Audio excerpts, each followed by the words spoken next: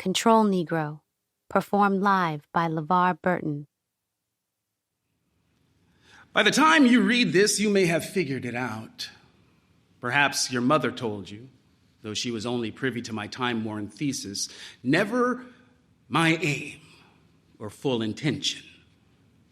Still, maybe the truth of it breached your insides. That I am your father. That you are my son. In these typewritten pages, I mean to make manifest the truth, the whole. Please do not mistake this letter for some manner of veiled confession. I cannot afford to be sorry, not for any of it. I hope you'll come to understand it was all for a greater good. You see, I needed a control Negro. Grotesque as that may sound, you should know that I was there on the day you were born, a reflection behind the nursery glass. I laid eyes on you while your mother rested, along with her husband, that man you must have accepted at least for a time as your father. You seemed to see me too, my blurred silhouette. Your birth, natural, vaginal, took place at the university's teaching hospital. I noted your weight, 7 pounds, 7 ounces. Your color, dark and florid. Your temperament, outwardly placid, like mine. I assisted with payment for your daycare as well when you were so small, still in those plush white Pampers. The facility sat at the edge of campus, so graduate students like your mother could enroll their young children while they worked or studied. And faculty, like me, could take guided tours and observe through mirrored one-way glass. I took mental notes on the room of children of rainbow faces, but my eyes hung on you, your mahogany skin and dark, keen eyes. Your fat, curled fingers grasping at blocks, trying to build something sturdy and true.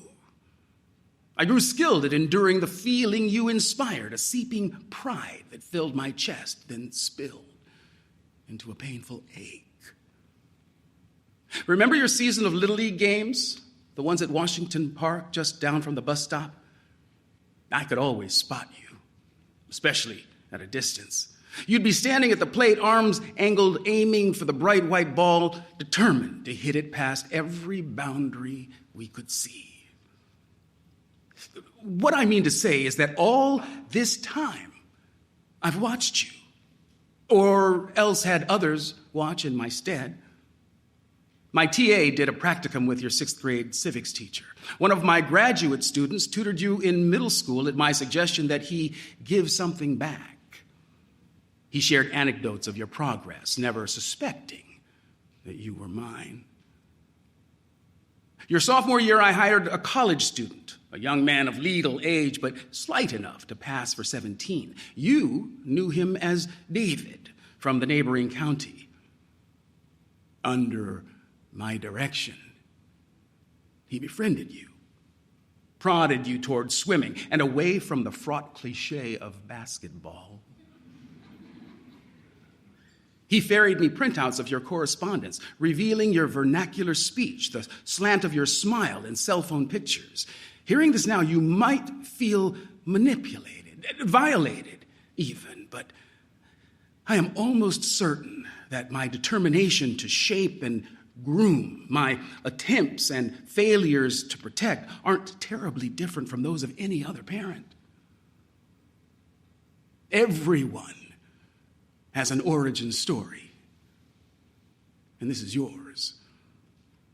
You began a thought fully formed and sprung from my head. No, you were more like a determined line of questions, marching all together toward a momentous thrashing. It was 1985, years before you were born, and I'd just come to work here on this campus.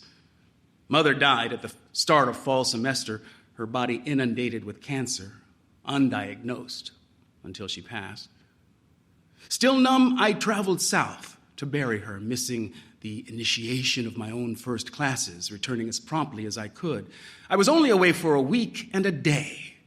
Still, a cold snap had scattered leaves onto the great lawn.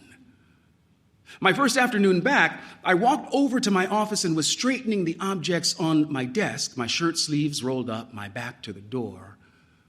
A man walked in, and he startled when I turned to face him, so I startled too. He was, I learned a few minutes later, a senior colleague from my own department, history.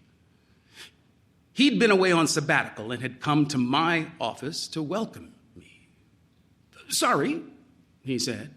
"I'm looking for Professor Adams. Do you know where I can find him, buddy?"